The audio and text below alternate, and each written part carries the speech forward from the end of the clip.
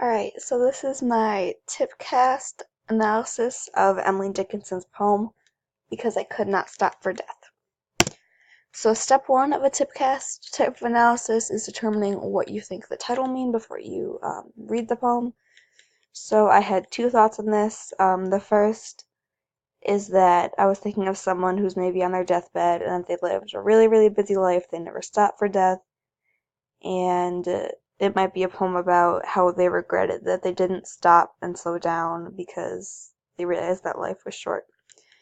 And my second take on this poem was that it might be something very literal, that a person might have been saved from a near-death experience because they were literally so busy that they just did not stop for death, that they kept walking and like a bus missed hitting them or something. And I was wrong. So, next slide. Oh, first I'll read the poem and then I'll get to the paraphrase. So, because I could not stop for death, he kindly stopped for me. The carriage held but just ourselves and immorality. We drove slowly, he knew no haste, and I had put away my labour and my leisure too, for his civility.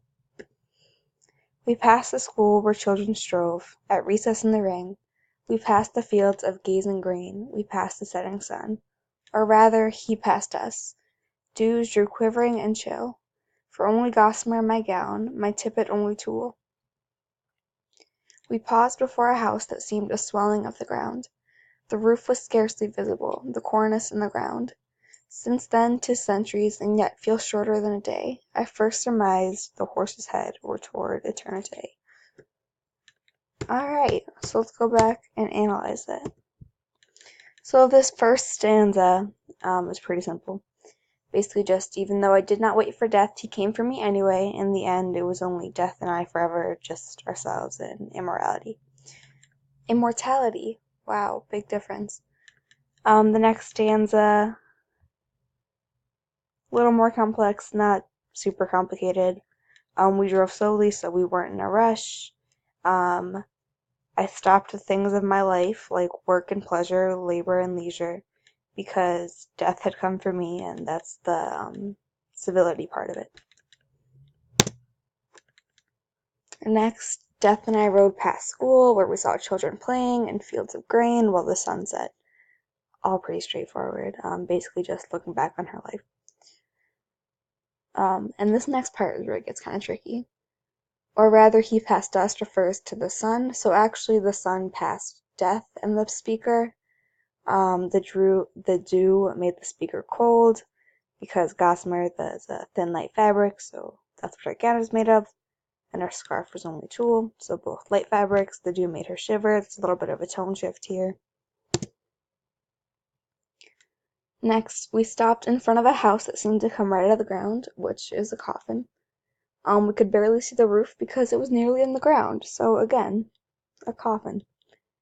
And in this last part, it's been centuries since then, since she first died, but it feels like yesterday that I first figured out I was going toward eternity, that she first figured out that she was dying. Alright, so now some of the connotations and the finer pieces in this poem. The diction of Emily Dickinson is always interesting, so we have words like carriage and leisure, which are both kind of sophisticated words with soft sounds. Gazing, again, kind of a soft sound, so even though it's a poem about death, it's not very chaotic, or what's the word I'm looking for? It's not morbid or anything. Quivering would be the only kind of harsh word I picked out. A little bit fearful, and that does come with a tone shift in there. And gossamer and tulle are both, gentle, high-end, nice things. Again, not what you'd expect from a poem about death, but that's Emily Dickinson for you. So a big part of this poem is the personification, the fact that Emily Dickinson personifies death as a kind man throughout the whole poem, in order to show that she is not afraid of it, because in any of this poem there's really no element of fear. She personifies death really from jump. She refers to death as he in line 2 of the poem, when she says that because I could not stop for death, he stopped for me. Oh, and this poem also has a lot of alliteration, so that contributes again to the softness and elegance, the sophistication of Dickinson's writing. Most of the alliterative sounds create soft sounds to match the tone. Oh, so here's an example. Gazing grain, setting sun, dews drew, which is a little bit harsher with the d sound, but that signifies a bit of a tone shift because that's when she's cold and uncomfortable. But other than that, you have gossamer gown, tippet tulle, and horse's head. Alright, now attitude. Emily Dickinson's attitude, her tone in this poem is a little bit wistful and ambivalent. She is not panicked in any way, just calmly describing, I couldn't stop for death, so this is what happened, he stopped for me, we rode past this and this and this. So that's why I would say this poem has a bizarrely calm tone toward death, because most poems like death are like, do not go gentle into that good wind, or something like that. You can also tell her attitude by the way she personifies death. She does not make him an enemy. Yeah, so in no point does she appear panicked or afraid. And here's an example. Line 2, so right away, says, he kindly stopped for me. Line 5 also shows Dickinson's lack of fear and attitude in the poem, which says, we drove slowly, he knew no haste. The personification and unrest nature of the poem revealed Dickinson's passive attitude towards death. Alright, now tone shift.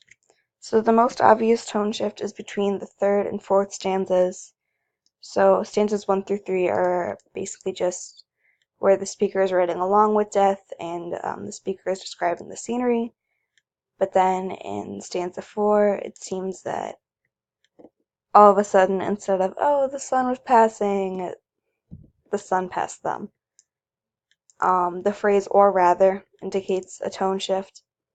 Then the sixth stanza shifts when the speaker realizes that she isn't just on a ride, she's not just viewing scenery with her bloody death, but rather she is riding toward eternity and consequently her own death.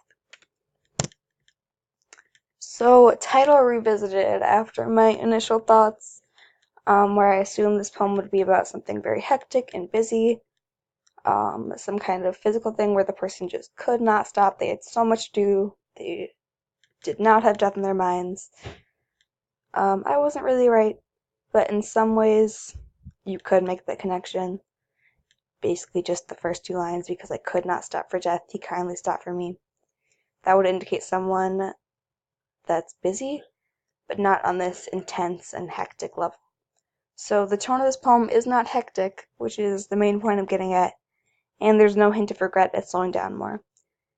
So I think that's it. So, thank you, and let me figure out how to exit Screencast-O-Matic. Alright, thank you.